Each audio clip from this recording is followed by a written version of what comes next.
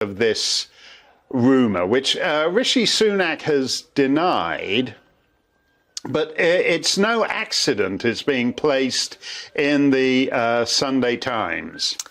Indeed. I mean, like you, heaven forbid that we would point the finger at Jeremy Hunt, the Chancellor, erstwhile Remain campaigner, for deciding to do this. But the Treasury has long been, hostile to Brexit.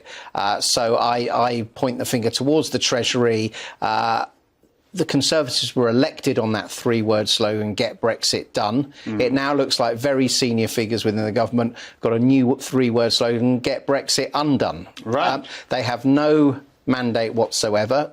Jeremy Hunt doesn't. Rishi Sunak himself has no mandate. He's squatting on Boris Johnson's mandate to get Brexit done.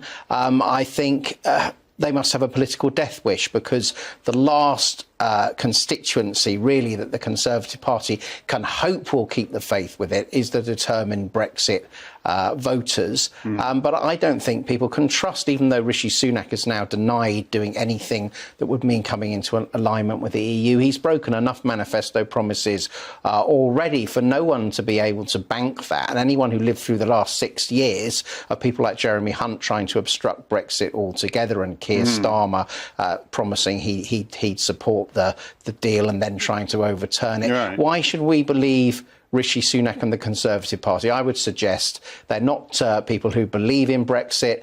They are willing to water it down. They're willing to get back to free movement of labour, which is what the big corporations are lobbying them about all the time. Well, and it's also the fact that the idea of just becoming a sort of protectorate of the European Union as opposed to a member state might be actually preferable to these guys, because if you're not actually in, it's difficult to then hold another referendum trying to get out. So it might.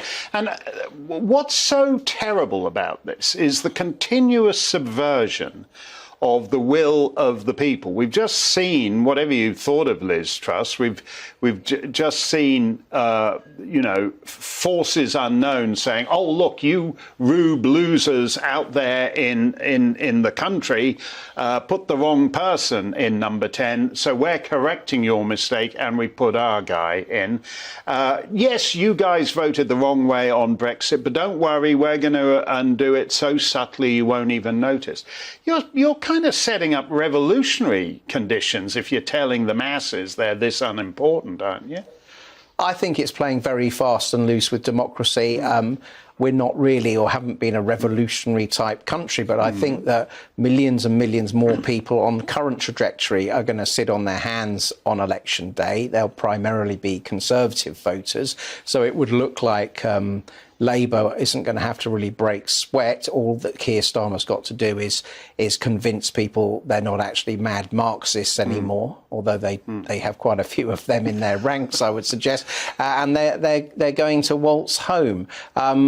Sunak reminds me of someone like Draghi, a sort of technocrat put in to take these decisions. And of course, the other thing that the Swiss-style deal does is it involves an annual membership fee as well, which was another key point of getting out, was not to have to pay that. And